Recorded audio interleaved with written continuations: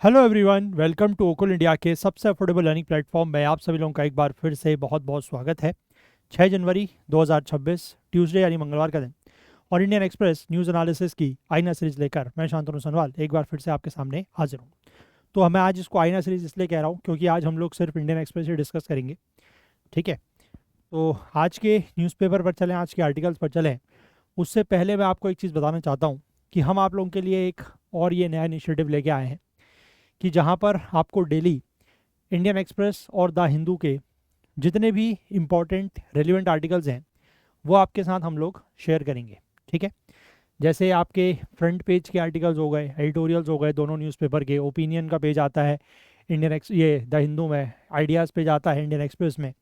ठीक है, उसी तरीके से एक्सप्लेन्ड का पेज हो गया, या फिर आपका इकोनॉमी के पेजेस हो गए, हिंदू में टेक्स्ट एंड कंटेक्स्ट आता है, साइंस का पेपर आता है, एक साइंस का पेज है ना, स्पोर्ट्स एक्सेट्रा। ये सारे पेजेस जो हैं वो आप लोगों के साथ हम लोग दोनों न्यूज़पेपर्स के जो भी रेलिवेंट आर्टिकल्स उसमें होंगे उनकी हेडिंग को हाईलाइट्स करके हम आपको दे देंगे। ठीक है, मेल पर आपको ये भेजा जाएगा। तो इसके लिए आपको करना क्या है कि यहाँ पर अलग अलग सब्सक्रिप्शंस दिए गए हैं।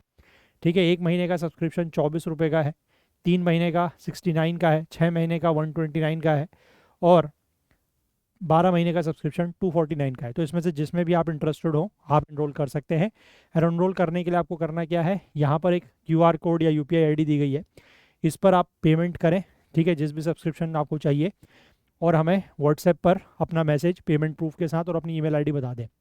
ठीक है, तो आपको फिर ये जो न्यूज़पेपर्स होंगे और उसमें जो भी इंपॉर्टेंट आर्टिकल्स होंगे उनकी हेडिंग हाईलाइट कर देंगे हम। ठीक है, तो दैट आपको पता लगे कि ये वाला न्यूज़पेपर, ये वाला जो आर्टिकल है वो मुझे पढ़ना है। ठीक है, और ये हम आपको दोनों न्यूज़पेपर्स की एक कंपाइल करके एक पीडीएफ बना के दे देंगे। ठीक है, वो आपके मेल पर आपको मिल जाएगी। तो उसके लिए आप जिस भी सब्सक्रिप्शन को लेना चाहते हैं वो आप यहाँ से एनरोल कर सकते हैं। ठीक है, क्योंकि वैसे भी ऑब्वियस सी बात है कि आपको पूरा का पूरा न्यूज़पेपर तो चाहिए नहीं, है ना। चाहे इंडियन एक्सप्रेस हो, चाहे द हिंदू हो, पूरा न्यूज़पेपर तो एस्पिरेंट्स के काम का होता नहीं है। और पूरा अगर आप इसकी हार्ड कॉपी लेते हैं तो महंगी भी पड़ती है ना। हम आपको जो है वो 5% ऑफ द कॉस्ट पर दे रहे हैं। ठीक है, जितना न्यूज़पेपर की टोटल कॉस्ट है उसके सिर्फ 5%, अगर आप सब्सक्रिप्शन के हिसाब से भी देखें तो आपको काफ़ी कम में ये पड़ेगा। और पूरा न्यूज़पेपर आपके काम का है नहीं, तो जितना आप लोगों के लिए इंपॉर्टेंट है वो हम आपको यहाँ से दे देंगे। ठीक है, तो इसके लिए आप लोग इसमें ज़रूर एनरोल अगर चाहें तो कर सकते हैं। और बाकी हमारी टेस्ट सीरीज़ जो है इसमें भी आप चाहे तो एनरोल कर सकते हैं। साथ ही साथ हमारे सी सेट के लाइव क्लासेस का बैच भी है और साथ ही रिकॉर्डेड क्लासेस का बैच भी है। इनमें से जिसमें भी आप इंटरेस्टेड हो आप एनरोल कर सकते हैं। ठीक है, चलिए अब हम लोग जो है वो आज के न्यूज़पेपर पर चलते हैं और इम्पॉर्टेंट जो आर्टिकल्स हैं उनकी बात करते हैं। तो यहाँ पर 2020 में जो दिल्ली में राइट्स हुए थे, दंगे हुए थे, उनके आरोपियों को लेकर सुप्रीम कोर्ट ने यहाँ पर मतलब इनकी जो जमानत की याचिका थी, जो बेल की प्लीज थी, उसको लेकर सुप्रीम कोर्ट ने यहाँ पर फैसला दिया है। ठीक है, दो जो यहाँ पर लोग हैं जिनका नाम है उमर खालिद और शर्जील इमाम, इनको जो है वो सुप्रीम कोर्ट ने बेल नहीं दी है और बाकी 5 लोगों को जो है वो बेल दे दी गई है। ठीक है, तो यहाँ पर सुप्रीम कोर्ट ने डिस्टिंग्विश इस तरीके से किया है। सुप्रीम कोर्ट का ये कहना है कि ये जो 2 लोग हैं ये बेसिकली इस पूरे के पूरे जो दंगे हुए थे उसके मास्टरमाइंड है। ठीक है, और ये बाकी 5 लोग जिनको बेल दी गई है उस पर कहा गया है कि ये लोकल फैसिलिटेटर है।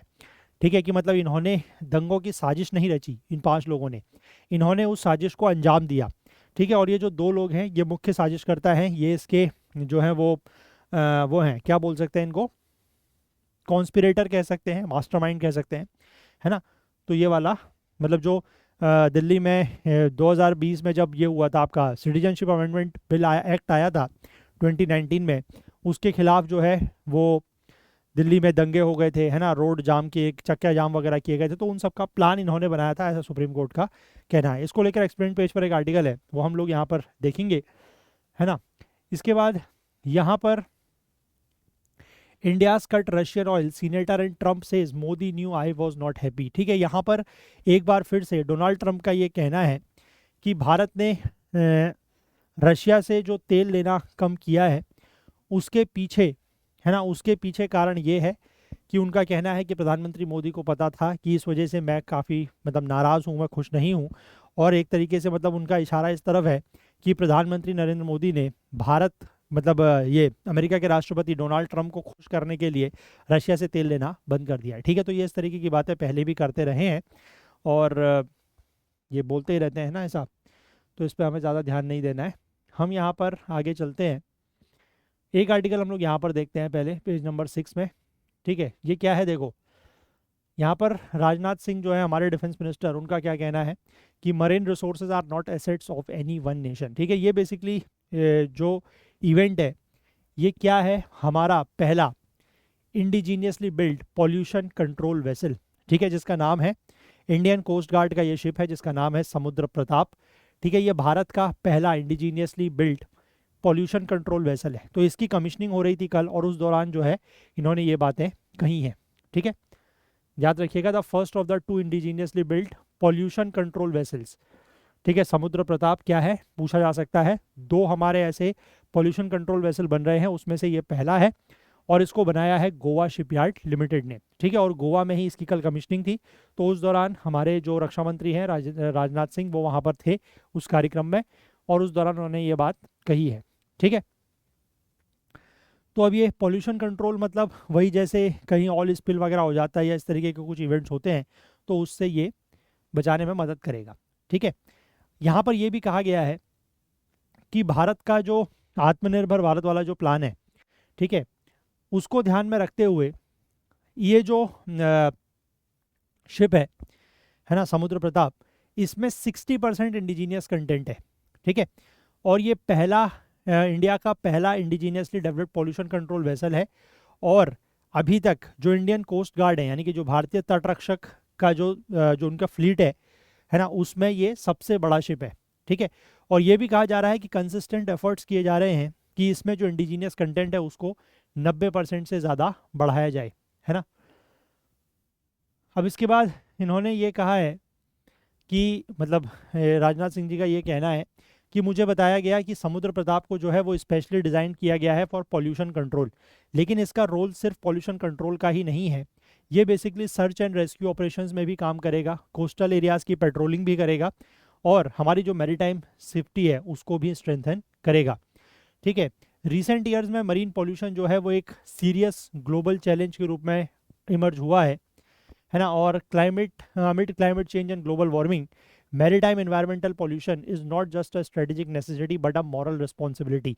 तो क्लाइमेट चेंज हो रहा है, ग्लोबल वार्मिंग हो रही है, इस समय पर, ऐसे समय पर मरीन एनवायरनमेंट का प्रोटेक्शन करना सिर्फ एक स्ट्रेटेजिक ज़रूरत ना होते हुए बल्कि एक मॉरल रिस्पॉन्सिबिलिटी, मॉरल जिम्मेदारी भी बनती है। ठीक है, इसमें यह इंश्योर किया जाएगा कि ये हमारे जो पॉल्यूशन के इंसिडेंट्स हैं उनको टाइमली मैनर पर, यानी कि समय रहते उनको कंट्रोल किया जाए, और जिससे कि किसी भी तरीके के कोरल रीफ्स को, मैनग्रोव्स को, फिशरीज़ को और मरीन डाइवर्सिटी को नुकसान होने से बचाया जा सके। ठीक है, तो बहुत ज़्यादा तो यहाँ पर नहीं दिया हुआ है, बट थोड़ा बहुत दिया हुआ है, इसको आप लोग ज़रूर ध्यान रखें। दैट इज समुद्र प्रताप। ठीक है, बात क्लियर है। चलिए इसके बाद आगे बढ़ते हैं। एक्सप्लेन पेज पर एक दो आर्टिकल्स हम लोग देखेंगे। ठीक है, अब मैं सारे के सारे आर्टिकल्स यहाँ पर कवर तो नहीं कर सकता, जैसे इसीलिए मैं कह रहा हूँ कि आप अगर वो जो हमारा सब्सक्रिप्शन प्लान है अगर वो लेंगे तो उससे आपको फ़ायदा मिलेगा कि ये सारे आर्टिकल्स आपको मिल जाएंगे। ठीक है, जैसे कि ये वाला आर्टिकल भी इंपॉर्टेंट हो सकता है एक बार पढ़ने के लिए, या ये वाला इन्फ्लेशन जो है वो कम चल रहा है लेकिन वो अच्छी बात नहीं है ऐसा कहना है। ठीक है, एक न्यू लॉ वर्क बनाने से पहले मनरेगा को जो है वो ऑनेस्टली इवेल्युएट किया जाना चाहिए। तो इस तरीके के आर्टिकल्स जो है वो आपको पढ़ने चाहिए। ठीक है, अगर आप नहीं पढ़ते हैं, पढ़ने के हैबिचुअल नहीं है, तो मैं फिर से कहूँगा कि प्लीज़ आदत डालें। ठीक है, ये सारे पेजेस आप लोगों के साथ शेयर किए जाएंगे, आप इसको, और ऐसा ज़रूरी नहीं है कि आप मतलब सारे न्यूज़ को एक ही साथ बैठ के पढ़ें। ठीक है, आप ये भी कर सकते हैं कि जैसे आपको कभी मान लीजिए आप स्टैटिक पार्ट पढ़ रहे हैं और थोड़ा सा आपको बीच में टाइम मिलता है 10-15 मिनट का, तो जस्ट आपने ओपन किया, एक आर्टिकल पढ़ लिया। ठीक है, तो उससे आपको बहुत ज़्यादा बर्डन भी फील नहीं होगा, है ना, और सारे के सारे आर्टिकल्स आप एक बार पढ़ सकते हैं। ज़रूरी नहीं है कि हर आर्टिकल में जो चीज़ें हैं वो 100% नोट ही करनी हो। ठीक है, जैसे मनरेगा को लेकर, या जो मनरेगा को लेकर को रिप्लेस करने को लेकर नया एक्ट आया है ना, वीबीजी रामजी वाला, तो उसके बारे में हम लोग पहले डिटेल में डिस्कस कर चुके हैं। ठीक है, तो इसको एक बार आप पढ़ लेंगे तो हो सकता है कि यहाँ से आपको कुछ एडिशनल पॉइंट्स मिल जाए। एडिशनल पॉइंट्स ना भी मिले तो हो सकता है कि आपने जो पहले पढ़ा हुआ है वो चीज़ रिवाइज हो जाए, है ना। तो थोड़ा सा पढ़ने की आदत को जो है वो डेवलप करें, और इसीलिए मैं चाह रहा हूँ कि आप वो सब्सक्रिप्शन ले लें। मैंने आपको बिल्कुल मतलब मिनिमल कॉस्ट में वो दे रहा हूँ। ठीक है, मैं उसको फ्री इसलिए नहीं दे रहा हूँ क्योंकि फ्री का क्या होता है ना कि लोगों को थोड़ा सा मतलब वो सिंसियरिटी उसमें नहीं रहती। ठीक है, तो थोड़ा सा एक सिंसियरिटी के पॉइंट को मैंने जोड़ा है, और इसीलिए थोड़ा सा मैं आपसे बहुत मिनिमल जो है वो चार्ज कर रहा हूँ, ठीक है। 1 महीने का 24 रुपये चार्ज कर रहा हूँ, कुछ भी नहीं है, और उसमें भी दोनों न्यूज़पेपर के जो भी इंपॉर्टेंट आर्टिकल्स हैं वो आपको मिलेंगे, ठीक है।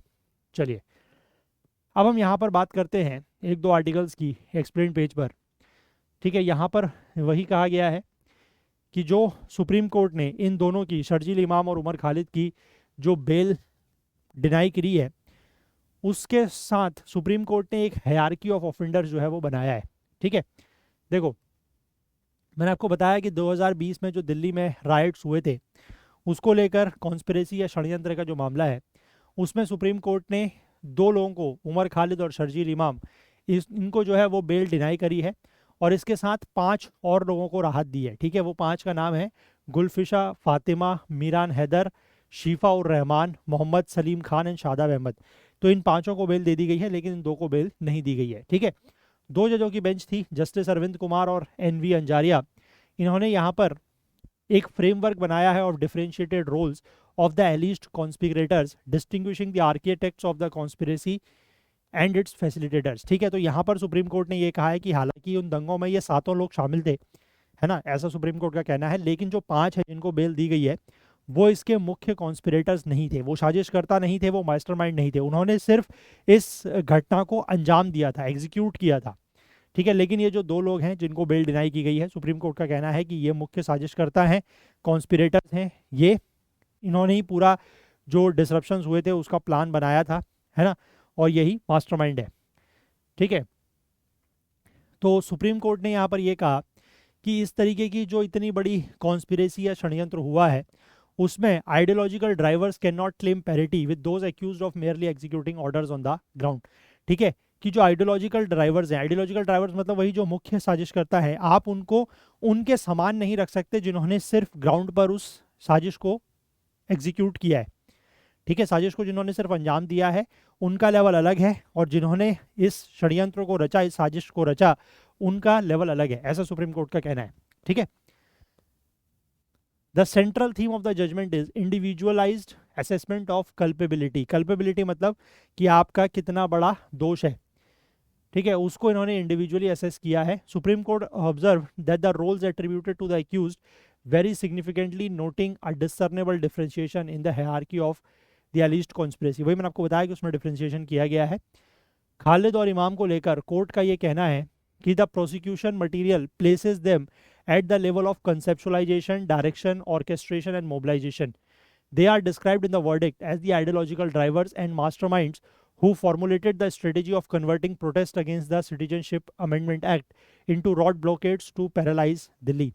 ठीक है, तो मतलब उसमें ये पाया गया है कि जो प्रोसिक्यूशन के एविडेंस है, ठीक है, या जो प्रोसिक्यूशन के मटेरियल्स हैं उसमें ये पाया गया है कि ये 2 लोग मुख्य कॉन्स्पिरेटर्स थे, ठीक है। इन्होंने ही जो सिटीजनशिप अमेंडमेंट एक्ट के अगेंस्ट जो प्रदर्शन चल रहा था उसी को इन्होंने जो है वो एक स्ट्रेटजी के तहत उस प्रोटेस्ट से इन्होंने ये करा कि हम जो है वो रोड ब्लॉकेड्स, मतलब रोड चक्का जाम वगैरह करेंगे और उससे दिल्ली पैरालाइज होगी, ठीक है। तो इनको मुख्य साजिशकर्ता बताया गया है।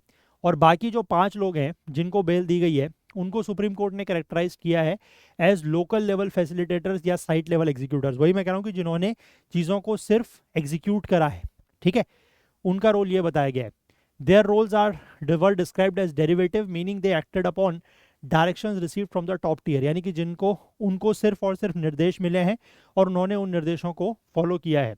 The court reasoned that keeping these minor participants in custody indefinitely when the investigation is complete and the trial is lagging would be disproportionate। और सुप्रीम कोर्ट का ये कहना है कि ये माइनर पार्टिसिपेंट्स हैं, ठीक है। माइनर पार्टिसिपेंट्स का मतलब, माइनर का मतलब यहाँ पर एज से नहीं है, ठीक है। माइनर पार्टिसिपेंट्स का मतलब है कि ये जो पूरे राइट्स हुए थे इसमें इन लोगों की मेन जो रोल है वो नहीं था, उन्होंने सिर्फ डायरेक्शंस फॉलो किए और जो मतलब ऑन ग्राउंड हुआ है उसको एग्जीक्यूट किया, ठीक है। तो और ऐसों को बहुत लंबे समय तक कस्टडी में रखना, और वो भी तब जब इन्वेस्टिगेशन जांच जो है वो पूरी हो चुकी है और ट्रायल जो है वो लैग कर रहा है, तो ऐसे में इनको लंबे समय तक या इंडेफिनेटली समय तक कस्टडी में रखना वो सही नहीं होगा, ठीक है। अब टेररिस्ट एक्ट की डेफिनेशन की अगर हम बात करें तो यहाँ पर जो सेक्शन 15 है of the UAPA, unlawful activities prevention act, उसका सेक्शन 15 में टेररिस्ट एक्ट के बारे में बताया गया है कि कौन कौन सी ऐसी हरकतें हैं, है ना, या कौन सी ऐसी गतिविधियां हैं, कौन सी ऐसी एक्टिविटीज़ हैं जो टेररिस्ट एक्ट्स में शामिल होंगी। ठीक है, अब यहाँ पर जो डिफेंस था, जो बचाव पक्ष था, उसने ये आर्ग्यू किया कि that the accused was merely organising protest and road blockades which amount to dissent. ठीक है, तो यहाँ पर जो बचाव पक्ष है उसका ये कहना है कि जो ये एक्यूज हैं ये सिर्फ क्या कर रहे थे, प्रोटेस्ट कर रहे थे। ठीक है, धरना प्रदर्शन कर रहे थे, रोड ब्लॉकेड्स, रोड जाम वगैरह कर रहे थे, जो कि एक तरीके से अपना विरोध जताने का, एक अपना डिसेंट शो करने का तरीका है।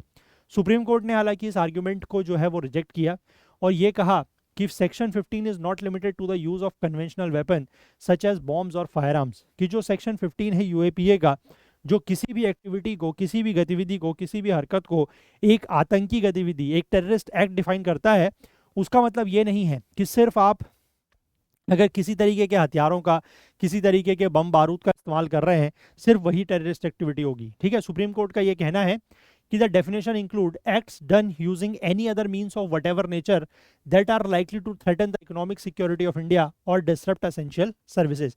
यानी कि आप कोई भी ऐसी एक्टिविटी करते हैं, ठीक है, वो किसी भी और तरीके से, किसी भी और नेचर की हो सकती है, जिससे हमारे देश की जो आर्थिक सुरक्षा है, जो इकोनॉमिक सिक्योरिटी है, अगर वो कहीं ना कहीं उसको नुकसान पहुंच रहा है, उसको खतरा है, या फिर आप जो एसेंशियल सर्विसेज हैं अगर उनको डिसरप्ट कर रहे हैं, तो इस तरीके की एक्टिविटीज़ भी टेररिस्ट एक्टिविटीज़ मानी जाएंगी, ऐसा सुप्रीम कोर्ट का कहना है। ठीक है, तो सुप्रीम कोर्ट का यही कहना है कि द प्रोसिक्यूशंस थ्योरी, मतलब जो प्रोसिक्यूशन की थ्योरी है उसको सुप्रीम कोर्ट ने एक्सेप्ट किया है और उसमें ये कहा गया है कि sustained choking of arterial roads, ठीक है, मतलब जो दिल्ली की मुख्य सड़कें थी उनको आपने चक्का जाम किया, है ना, और सिविक लाइफ, जो आपकी मतलब नागरिकों की जो आम जीवन है उसको आपने डिसरप्ट किया। ठीक है, ये कोई बिनाइन प्रोटेस्ट नहीं है, but calibrated acts intended to threaten the unity and integrity of India. मतलब उनका जो प्रोसिक्यूशन की थ्योरी ये कहना है, जो बेसिकली अभियोजन पक्ष है उसका ये कहना है कि जो आप प्रोटेस्ट कर रहे थे, जो आपने सड़कों को ब्लॉक किया, वो कोई आम प्रोटेस्ट नहीं था। ठीक है, उससे आपने लोगों की जो लाइफ थी, जो ज़िंदगी थी, उसमें उनको परेशानी पहुंचाई, उनको लाइफ को डिसरप्ट किया, और ये बेसिकली एक तरीके से इंडिया की जो इंटीग्रिटी है उसको खतरा माना गया है। कोर्ट का ये कहना है कि जब इस तरीके के जो ब्लॉकेड्स वगैरह किए जाते हैं वो इसलिए किए जाते हैं कि अगर पब्लिक ऑर्डर का ब्रेकडाउन हो, है ना, and are synchronised to coincide with international events.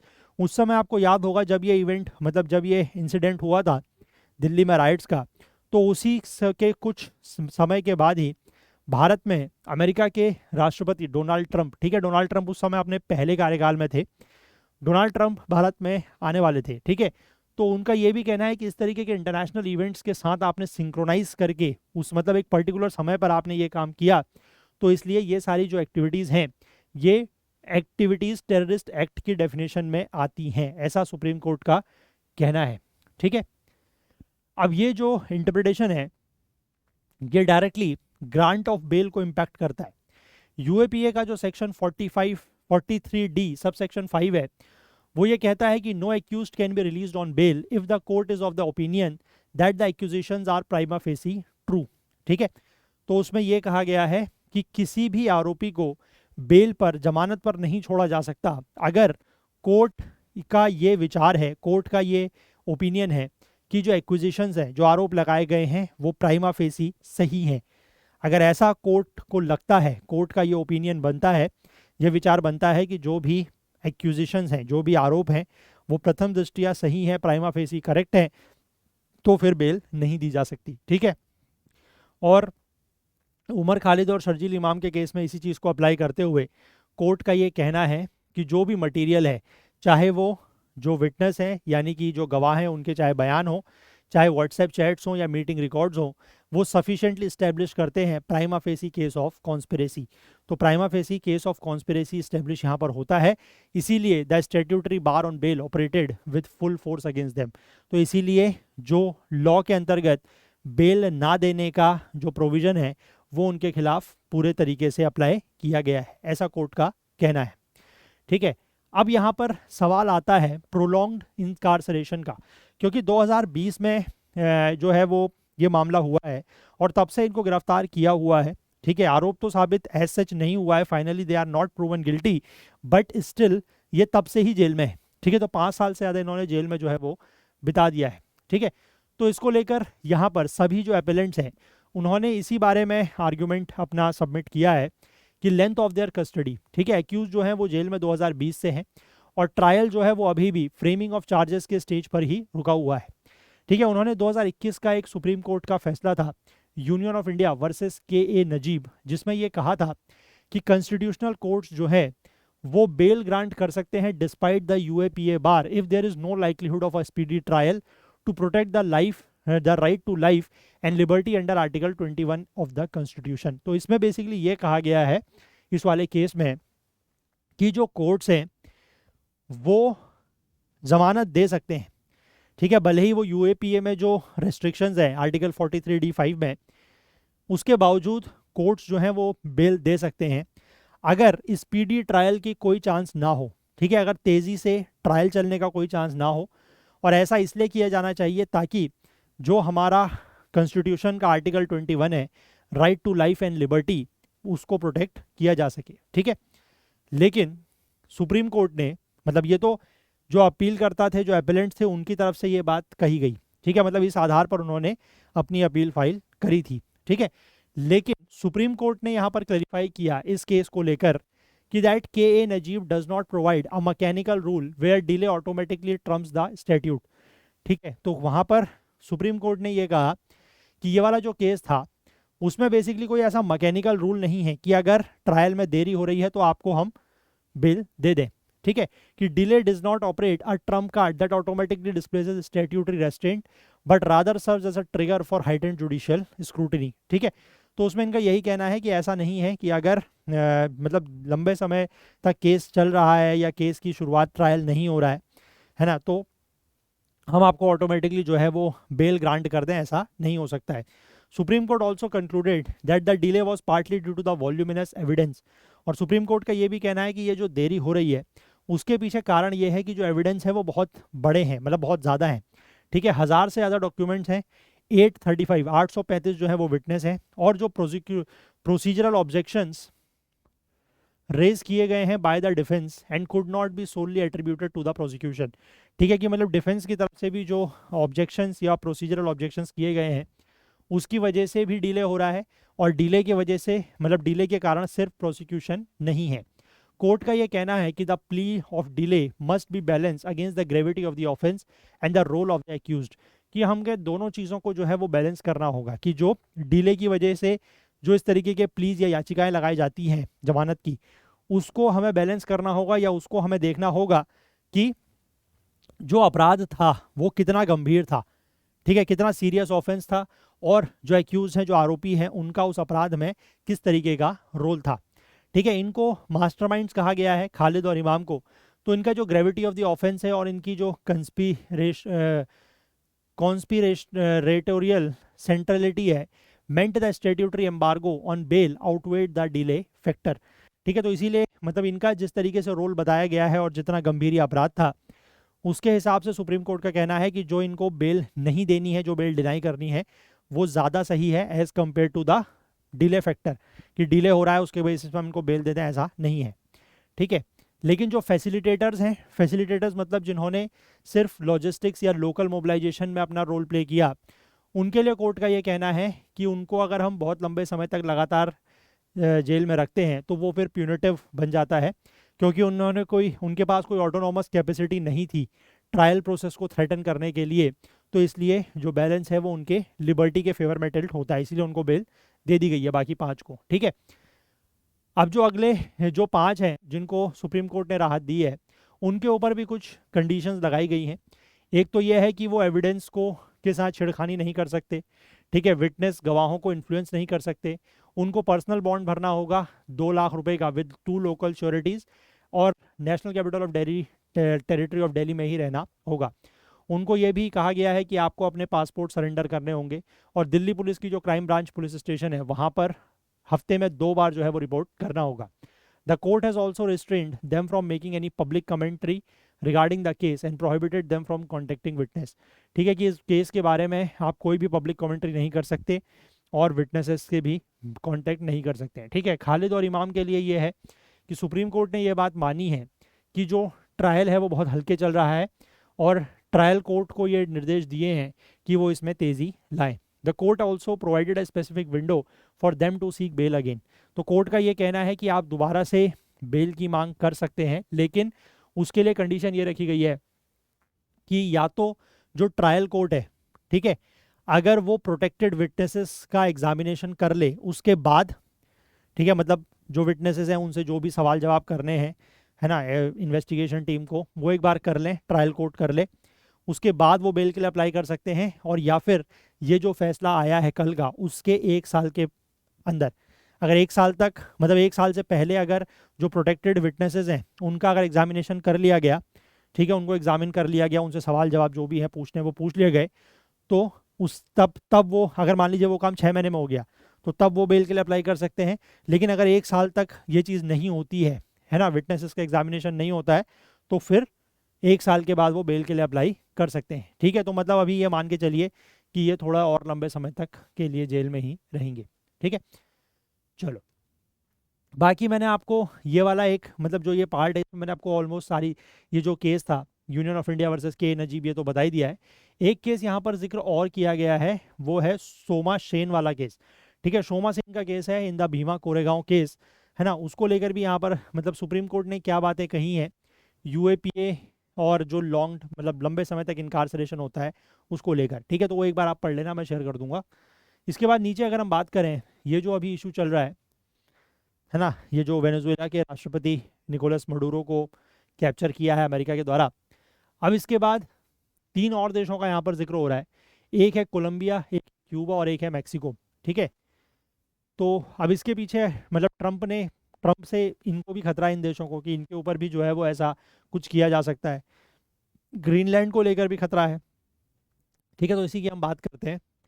तो वेनेजुएला के राष्ट्रपति निकोलस मडूरो के कैप्चर करने के बाद यूएस प्रेसिडेंट डोनाल्ड ट्रंप ने इस तरीके का एक्शन बाकी और 2 लैटिन अमेरिकन नेशंस यानी कि कोलंबिया और मैक्सिको के ऊपर भी उनको भी थ्रेट इस तरीके का है, if they fail to reduce the flow of illicit drugs into the US. ठीक है, अगर वो जो इलीगल ड्रग्स है उसको अमेरिका में, मतलब जो अमेरिका में उसका वो आता है ड्रग्स, है ना, उसको अगर वो रोक नहीं पाते हैं तो। ठीक है, और उनका ये कहना है कि जो क्यूबा एक वेनेजुएला का क्लोज अलाई है, looks like it's ready to fall on its own. ठीक है, वो तो खुद ब खुद गिर जाएगा, ऐसा इनका कहना है।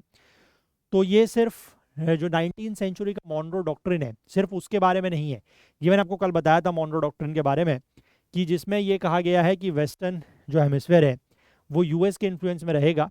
ठीक है, सिर्फ इसका मतलब नहीं है, मतलब सिर्फ इस वजह से ये बातें नहीं है ना, एक मिक्सचर ऑफ फैक्टर्स हैं, जैसे कि ideology, drugs, immigration and strategic partners.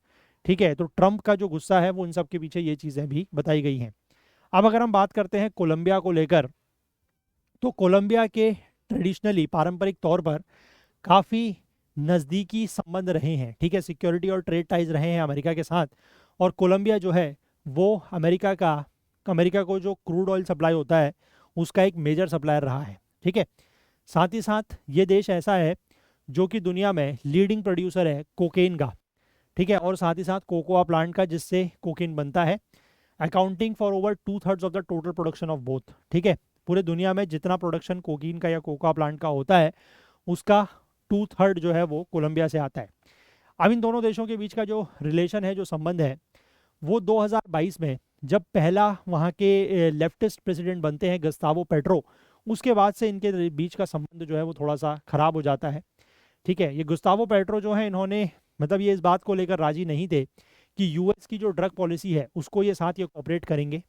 इन्होंने ये भी अपना इंटरेस्ट जताया कि वो ब्रिक्स प्लस ग्रुपिंग को ज्वाइन करेंगे। ठीक है, ब्रिक्स प्लस बेसिकली क्या है, जो ब्रिक्स देशन है उसमें जो और देश जुड़ रहे हैं, ठीक है ना, जैसे आपका इथोपिया हो गया, इजिप्ट हो गया, इंडोनेशिया जुड़ा है, ईरान जुड़ा है, तो वो सारे ग्रुपिंग, ब्रिक्स प्लस ग्रुपिंग, तो उसमें जुड़ने के लिए इनका इच्छुक है। और इन्होंने साथ ही साथ इसराइल के साथ भी अपने संबंध तोड़ दिए हैं। जनवरी 2025 में ट्रंप के एडमिनिस्ट्रेशन ने रिपरकशंस का थ्रेटन किया था against Colombia, after it initially refuse to accept US military aircraft carrying Colombian deportees. ठीक है, कोलंबिया के जो डिपोटीज थे उनको यूएस मिलिट्री एयरक्राफ्ट में भेजा जाएगा, इसको उन्होंने रिफ्यूज़ कर दिया था। ठीक है, और अभी जो ये गुस्तावो पेट्रो हैं, इन्होंने जो वेनेजुएला के ऊपर यूएस का अटैक हुआ है, इसको इन्होंने कहा है कि ये असॉल्ट ऑन द सॉवरेनिटी है। ठीक है, कि ये सॉवरेनिटी, लैटिन अमेरिका की जो सॉवरेनिटी है उसके ऊपर ये हमला है और इससे ह्यूमैनिटेरियन क्राइसिस होगा, ऐसा इनका कहना है। तो हो सकता है कि अगला नंबर इनका भी लग जाए। ठीक है इसके बाद बात करते हैं मैक्सिको की। देखो, मैक्सिको का के साथ जो इतिहास रहा है अमेरिका का, इकोनॉमिक लिंक्स काफ़ी अच्छे रहे हैं। इनके बीच का जो बॉर्डर है, ठीक है, अमेरिका और मतलब यूएसए और मैक्सिको का तो बॉर्डर भी शेयर होता है और काफ़ी लंबा बॉर्डर है, 3145 किलोमीटर का। लेकिन ये इन दोनों देशों के बीच में एक इस बॉर्डर की वजह से समस्या रही है। ठीक है, क्योंकि यहाँ से अनडॉक्यूमेंटेड इमिग्रेंट्स जो हैं वो अमेरिका में एंटर करते हैं, साथ ही साथ जो इलीगल या इलिसिट ड्रग्स हैं वो भी यहाँ से जाता है। ठीक है, Mexico also leads in the global production and trafficking of fentanyl. ठीक है, ये एक हाईली पोटेंट सिंथेटिक ड्रग है जिसकी वजह से अमेरिका में जो ड्रग ओवरडोज बढ़ रही हैं उसका सबसे बड़ा प्रोड्यूसर भी मैक्सिको ही है। ठीक है, तो ये भी एक इशू है। इसके बाद जो ट्रंप का पहला प्रेसिडेंशियल कैंपेन था वो सक्सेस हुआ था because he promise to erect a border wall between US and Mexico. उन्होंने कहा था कि अमेरिका और मैक्सिको के बीच में जो बॉर्डर है ना, वहाँ पर हम एक दीवार बना देंगे। ठीक है, ऐसा इनका कहना था, लेकिन ये प्लान फेल हुआ और दोनों देशों ने एग्री किया कि वो जो इलीगल माइग्रेंट्स हैं उसके फ्लो को अमेरिका में रोकेंगे। ट्रंप ने ये अनाउंस किया था कनाडा, मैक्सिको और चाइना के ऊपर जो है वो टैरिफ लगाए थे। उसके पीछे मतलब इन तीनों देशों के ऊपर जो टैरिफ लगाए गए थे उसके पीछे अमेरिका ने ये फेंटानिल की जो ट्रैफिकिंग है उसके हवाले से मतलब इसको साइट करते हुए इन्होंने टैरिफ लगाए थे। और इन्होंने ये भी थ्रेटन किया था कि यहाँ पर जो है वो ड्रग ट्रैफिकिंग को रोकने के लिए मैक्सिको के ऊपर कुछ ड्रोन स्ट्राइक्स भी किए जाएंगे। ठीक है, इनका जो प्रपोजल था to allow American troops into Mexico to fight suspected Mexican drug cartels last April was rebuffed by Mexican president Claudia Sheinbaum. ठीक है, वहाँ की जो राष्ट्रपति है क्लॉडिया शेनबॉम, उन्होंने अमेरिका का ये जो प्लान था कि अमेरिकन ट्रूप्स जो है वो मैक्सिको में भेजे जाएंगे और वहाँ पर जो मैक्सिको में जो ड्रग कार्टल्स चल रहे हैं उनके साथ वो फाइट करेंगे, तो इस प्लान को वहाँ की राष्ट्रपति क्लॉडिया शेनबॉम ने रिफ्यूज़ कर दिया था। ठीक है, तो उसके बाद से इनके साथ भी कोई संबंध बहुत अच्छा नहीं चल रहा है। इसके बाद अगर हम बात करें क्यूबा में, तो अमेरिका और क्यूबा के बीच के रिश्ते कभी भी अच्छे नहीं रहे हैं। ठीक है, जो कोल्ड वॉर का एरा था, कोल्ड वॉर का एरा मतलब जब से वर्ल्ड वॉर सेकंड खत्म हुआ उसके बाद से लेकर 1990s की शुरुआत में जब तक आपका ये यूएसएसआर का डिसइंटीग्रेशन होता है तब तक के एरे को कोल्ड वॉर माना जाता है। ठीक है, और जब से कोल्ड वॉर की शुरुआत हुई है तब से ही ये इशू चल रहा है। ठीक है, फिडेल कास्त्रो ने वहाँ पर सत्ता संभाली और अमेरिका ने एक वहाँ पर इन्वेजन किया, that is Bay of Pigs invasion. ठीक है, बे ऑफ पिग्स इन्वेजन जो है वो 1961 में किया जाता है और उसके पीछे कारण ये था कि जो वहाँ की ये फिडेल कास्त्रो की सरकार है वो उसको गिराना चाहते थे कुछ रेबल्स की मदद से।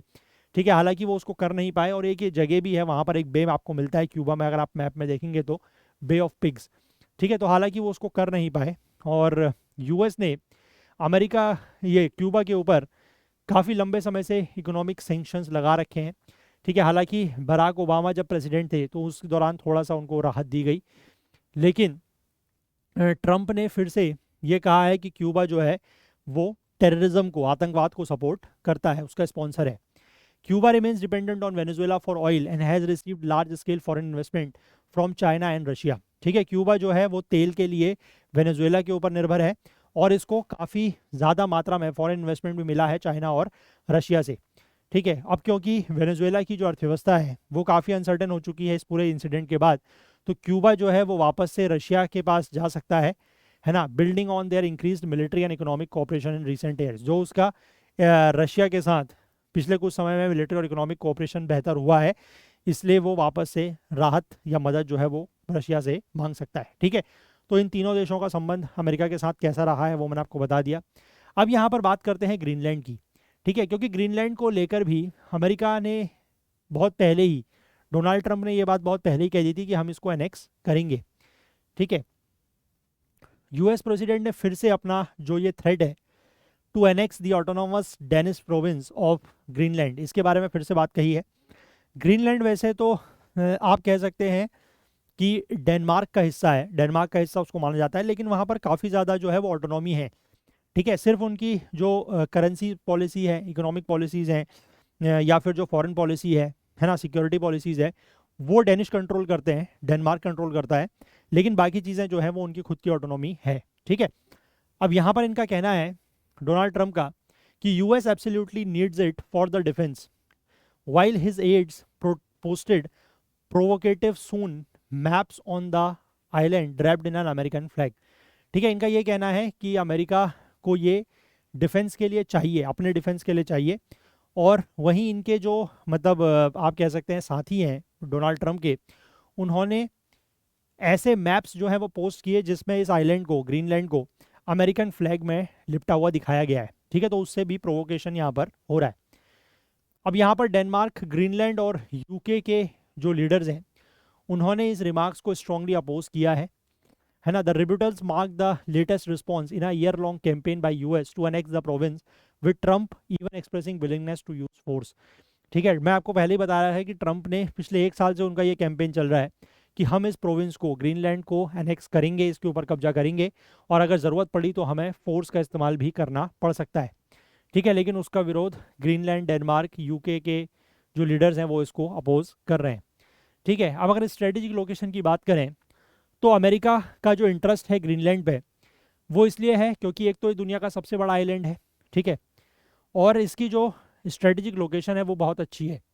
ठीक है, ये आर्कटिक में जो इमर्जिंग शिप लेन्स हैं वहाँ पर लोकेटेड है, और ये अमेरिका के बेस ऑफ ऑपरेशंस के रूप में भी यूज़ किया गया है कोल्ड वॉर के दौरान। ठीक है, यूएस यहाँ पर एक बेसिकली स्पेस बेस है, दैट इज़ प्यूटोफिक स्पेस बेस, जिसको पहले थुले एयर बेस कहा जाता था। ठीक है, यूएस उसको ऑपरेट करता है। ग्रीनलैंड से यूएस जो है वो रशिया, चाइना या नॉर्थ कोरिया की तरफ से अगर कोई भी मिसाइल आ रही है तो उसको मॉनिटर कर सकता है, या उनके ऊपर अगर अटैक करना चाहे तो वो भी कर सकता है। ठीक है, साथ ही साथ एशिया और यूरोप के ऊपर भी वो मिसाइल्स और शिप्स लॉन्च कर सकता है ग्रीनलैंड से। और रिसेंट ईयर्स में चाइना और रशिया ने अपनी जो मिलिट्री कैपेबिलिटीज़ है आर्कटिक में उनको बढ़ाना शुरू करा है। ठीक है, रिसेंट टाइम्स में, तो इसीलिए उनको काउंटर करने के लिए भी अमेरिका चाहता है कि ग्रीनलैंड हमें मिल जाए, हमारा कब्जा उस पर हो जाए, तो हम वहाँ से फिर इनको टैकल कर सकते हैं। ठीक है, अब साथ ही साथ एक तो यहाँ पर ये बात है ही है कि इस रीजन में जो चाइना का इन्फ्लुएंस बढ़ रहा है उसको काउंटर करना चाहते हैं वो इसको एनेक्स करके। दूसरी बात ये है कि यहाँ पर काफ़ी सारे रिसोर्सेज पाए जाते हैं। ठीक है, जो ट्रेडिशनल रिसोर्सेज हैं जैसे कि गोल्ड, निकल, कोबाल्ट, ये तो यहाँ पर है ही हैं, लेकिन इसके साथ साथ यहाँ पर जो रेयर अर्थ मिनरल्स हैं उनके भी कुछ बिगेस्ट रिजर्व्स यहाँ पर पाए गए हैं। ठीक है, रेयर अर्थ्स आर यूज्ड, और रेयर अर्थ का इस्तेमाल किस लिए होता है ये आपको पता ही है, जो क्रिटिकल कंज्यूमर टेक्नोलॉजीज हैं जैसे कि फोन्स, इलेक्ट्रिक व्हीकल्स, है ना, न्यू मिलिट्री एप्लीकेशंस, उसमें इनका इस्तेमाल किया जाता है। और चाइना जो है वो अभी दुनिया में रेयर अर्थ्स का लीडिंग सप्लायर है ना, और चाइना जो है वो इसी चीज़ के लिए ग्रीनलैंड में भी एंटर हुआ है। चाइनीज़ कंपनीज जो है वो अभी यहाँ पर एक्टिवली प्रोस्पेक्टिंग, माइनिंग और इन मिनरल रिसोर्सेज को प्रोसेस कर रही है। प्रोस्पेक्टिंग का मतलब है कि पता लगाना, है ना, टू फाइंड आउट कि कहाँ पर मिनरल्स हैं, कितनी मात्रा में है, अगर फिजिबल क्वांटिटी में है तो फिर उनकी माइनिंग, माइनिंग के बाद उनकी प्रोसेसिंग, ये सारा काम चाइना वहाँ पर कर रहा है। ठीक है, 11% of the investment in the mineral sector in Greenland. ठीक है, ये ग्रीनलैंड का जो मिनरल सेक्टर है उसमें 11% इन्वेस्टमेंट जो है वो चाइना का है। ठीक है, ऑस्ट्रेलिया और यूएस से थोड़ा सा पीछे है, मतलब उसके बाद, just behind Australia and US. ठीक है, ऑस्ट्रेलिया और यूएस थोड़ा सा आगे हैं, और उसके बाद चाइना भी वहाँ पर 11% के साथ आ चुका है। द चाइना शेडो, अब चाइना की जो प्रेजेंस है ग्रीनलैंड में वो सिर्फ मिनरल सेक्टर तक सीमित नहीं है। ठीक है, वो नए इंफ्रास्ट्रक्चर भी वहाँ पर बना रहा है ना, aimed at facilitating greater usage of Arctic sea routes, ताकि जो आर्कटिक के सी रूट्स हैं, जो बिजनेस लाइंस हैं, उनका वो अच्छे से इस्तेमाल कर सके, इसलिए वहाँ पर कुछ इंफ्रास्ट्रक्चर भी बना रहा है। 2018 में उसने एक वाइट पेपर लेके आया था अपनी आर्कटिक पॉलिसी को लेकर, जिसमें उसने एक प्लान अपना रखा था कि वो पोलर सिल्क रोड बनाएगा। ठीक है, और the US visits defence assets in Greenland is unnerved by these developments. ठीक है, क्योंकि यूएस के वहाँ पर जो है वो डिफेंस एसेट्स हैं, है ना, तो इसलिए वो अभी इससे बहुत ज़्यादा चिंतित नहीं है। और इसने साथ ही साथ डेनमार्क को भी डिस्यूड किया है कि वो ज़्यादातर जो चाइनीज़ कंपनीज़ हैं उनको अपने आइलैंड में ना आने दें। US has many motivations to control Greenland, ठीक है, मतलब काफ़ी सारे वजह आप कह सकते हैं या काफ़ी सारे मोटिवेशंस हैं जिसकी वजह से जो ये है अमेरिका है वो चाहता है कि ग्रीनलैंड के ऊपर कंट्रोल रखा जाए। लेकिन चाइना का जो फुटप्रिंट यहाँ पर बढ़ रहा है ग्रीनलैंड में भी और उसके आसपास जो आर्कटिक रीजन है वहाँ पर भी, वो भी उसका एक बड़ा कारण है जिसकी वजह से वो ग्रीनलैंड को अनेक्स करना चाहता है। ठीक है, तो ये भी मैंने आपको बता दिया। ये सारी चीज़ें जो हैं, हालांकि इसको लेकर हम लोगों ने पहले भी डिस्कस किया हुआ है, अगर आपको याद हो तो एक डिटेल में आर्टिकल आया था ग्रीनलैंड को अनेक्स करने को लेकर, ठीक है। तो बट यहाँ पर फिर से मैंने आपको बता दिया। इस तरीके से अगर हम आर्टिकल्स देखते हैं ना तो क्या होता है कि रिवाइज हो जाता है जस्ट जल्दी से, ठीक है। चलो, इसके बाद एक और आर्टिकल है छोटा सा, ये वैसे हम लोग कल भी थोड़ा सा इसको डिस्कस कर चुके थे, लेकिन एक इंपॉर्टेंट पॉइंट और मिला है तो वो हम यहाँ पर देखेंगे। रिन्यूड वेनेजुएलन ऑयल फ्लो में help India in medium to long term. मैंने आपको कल बताया था कि अमेरिका के राष्ट्रपति डोनाल्ड ट्रंप का ये कहना है कि वेनेजुएला का जो ऑयल सेक्टर है वो काफ़ी ज़्यादा उसकी स्थिति ख़राब है और हम उसको इम्प्रूव करेंगे। बिलियंस ऑफ डॉलर जो है वो अमेरिकन ऑयल कंपनीज वहाँ पर इन्वेस्ट करेंगे और हम इस सेक्टर को रिवाइव करेंगे। और मैंने आपको ये बताया था कि अभी जो वेनेजुएला है वो दुनिया का लार्जेस्ट ऑयल रिजर्व वहाँ पर पाया जाता है, ठीक है। 20% के आसपास मैंने आपको बताया था दुनिया का ऑयल रिजर्व वहाँ पर है, लेकिन उसका जो प्रोडक्शन है वो 1% से भी कम है, ठीक है।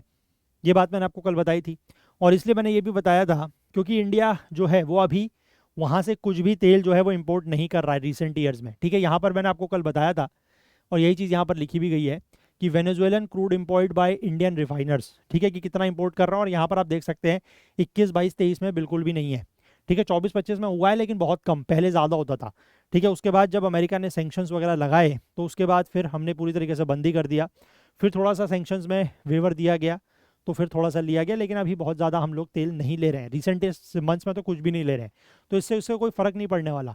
लेकिन यहाँ पर यह कहा गया है कि अगर ये सेक्टर वहाँ पर रिवाइव होता है और अगर जो ऑयल फ्लो है वेनेजुएला से पूरी दुनिया में बढ़ता है तो इससे भारत को भी फ़ायदा होगा, है ना। लेकिन एक इशू बताया गया है और वो ये है कि वेनेजुएला में जो ज़्यादातर तेल पाया जाता है वो कैसा है, वो सभी इंडियन रिफाइनर्स के लिए वो नहीं है, सूटेबल नहीं है, ठीक है। और उसको कुछ मोस्ट कॉम्प्लेक्स और एडवांस यूनिट्स में ही प्योरीफाई या प्रोसेस किया जा सकता है। उसके पीछे कारण ये है कि वेनेजुएला का जो क्रूड ऑयल है वो काफ़ी हैवी है, ठीक है। हैवी क्रूड ऑयल का मतलब होता है कि उसमें विस्कोसिटी या गाढ़ापन या थिकनेस जो है वो ज़्यादा है as compare to light crude grades, ठीक है। हैवियर क्रूड जो हैवियर क्रूड ऑयल है उसको प्रोसेस करना as compare to light crudes थोड़ा सा डिफिकल्ट होता है और ज़्यादा कॉम्प्लेक्स और मोर कैपिटल इंटेंसिव रिफाइनरीज की ज़रूरत पड़ती है। तो इसीलिए this is one of the reasons why heavy crudes usually trade at a discount to lighter grades, ठीक है। तो इसीलिए जो हैवी क्रूड ऑयल है वो थोड़ा सा सस्ता बिकता है as compare to the light crude oil, क्योंकि लाइट क्रूड ऑयल जो है उसको रिफाइन वगैरह करना कंपेरेटिवली आसान है ना। तो ये ध्यान रखिएगा कि वेनेजुएला का ज़्यादातर जो तेल है वो क्या है, हैवी क्रूड ऑयल है, ठीक है। इसके बाद यहाँ पर ये लिखा गया है कि इंडिया में जो प्राइवेट सेक्टर के रिफाइनर्स हैं जैसे कि रिलायंस हो गया या नयारा एनर्जी हो गया, ये हैवी क्रूड ऑयल के बिगेस्ट प्रोसेसर्स हैं। इनके पास ऐसी फैसिलिटीज़ हैं कि ये हैवी क्रूड को भी प्रोसेस कर सकते हैं, ठीक है।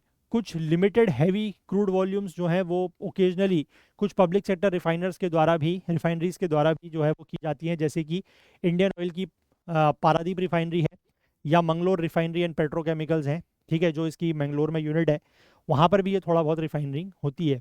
HPCL मित्तल एनर्जी जो कि एक जॉइंट वेंचर है public sector HPCL Hindustan petroleum और मित्तल एनर्जी का, ये भी क्रूड ऑयल जो है वो समय समय पर करते रहते हैं। लेकिन इंडिया में जितने भी टोटल रिफाइनरीज हैं उनमें से बहुत कम के पास ये कैपेसिटी है कि वो हैवी क्रूड को रिफाइन कर सकते हैं।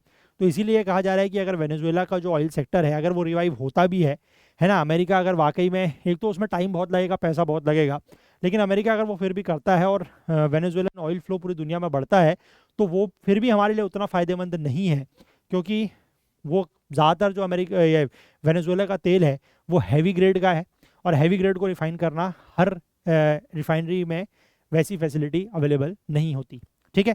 इंडिया में लेकिन कुछ रिफाइनरीज हैं जो उसको कर सकती हैं, ठीक है। वो मैंने आपको यहाँ पर बता दिया। बाकी इस आर्टिकल में ऐसा कुछ और खास नहीं है, जो हमने कल बात की थी वही चीज़ें हैं, ठीक है।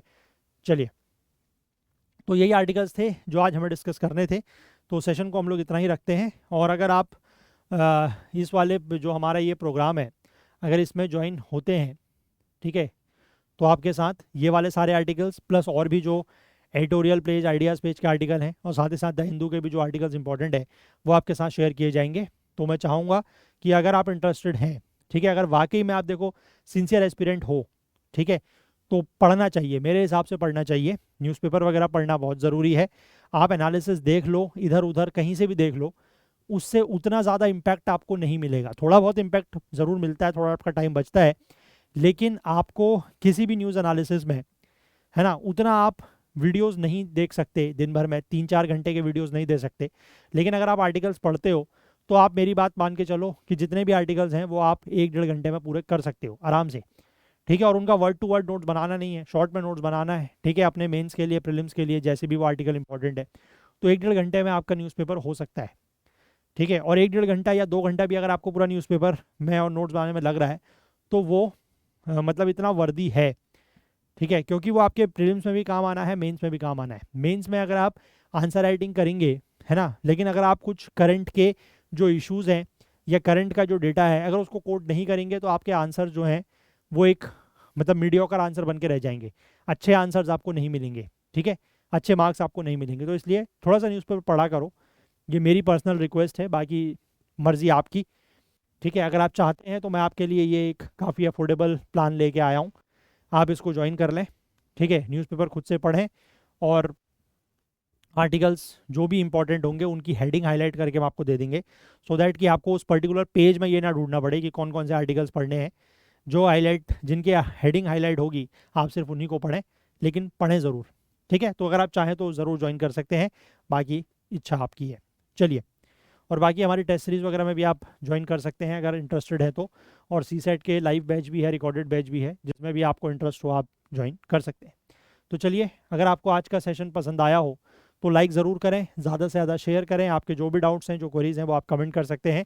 चैनल को अभी तक आपने सब्सक्राइब नहीं किया तो वो ज़रूर कर लें, बेल आइकन प्रेस करना ना भूलें, ताकि वीडियोस के नोटिफिकेशन आपको ऑन टाइम मिल सकें। हाईलाइटेड आर्टिकल्स के लिए आप हमारा करंट अफेयर्स ओकुल टेलीग्राम चैनल ज्वाइन करें, जिसका लिंक नीचे डिस्क्रिप्शन में दिया गया है। जो भी आर्टिकल्स हम लोग यहाँ पर कवर करते हैं ड्यूरिंग द सेशन, वो आपको इस हाईलाइटेड आर्टिकल्स में मिल जाएंगे, है ना। और बाकी जो एक्स्ट्रा आर्टिकल्स हैं वो आपको सारे मैं उस वाले पेड में दूंगा अगर आप इंटरेस्टेड हैं तो, क्योंकि सबको मतलब सब कुछ देना टेलीग्राम पर और फ्री में देना इट्स नॉट वर्दी, क्योंकि उसकी कोई वैल्यू नहीं होती अदरवाइज, ठीक है।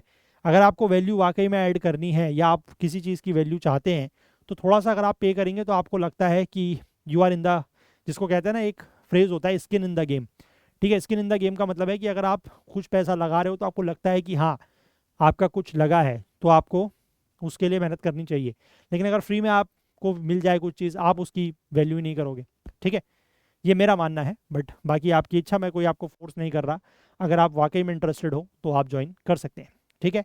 बाकी इस चैनल को ज्वाइन करें, यहाँ पर आपको जो भी आर्टिकल्स हम लोग कवर करते हैं वो मिल जाएंगे, ठीक है। चलिए, तो आज के लिए इतना ही, बाकी कल को फिर से मिलेंगे इंडियन एक्सप्रेस और द हिंदू की न्यूज़ एनालिसिस के साथ। तब तक के लिए अपना बहुत बहुत ध्यान रखें। Please do take care of yourself. Thank you, have a nice day, bye bye.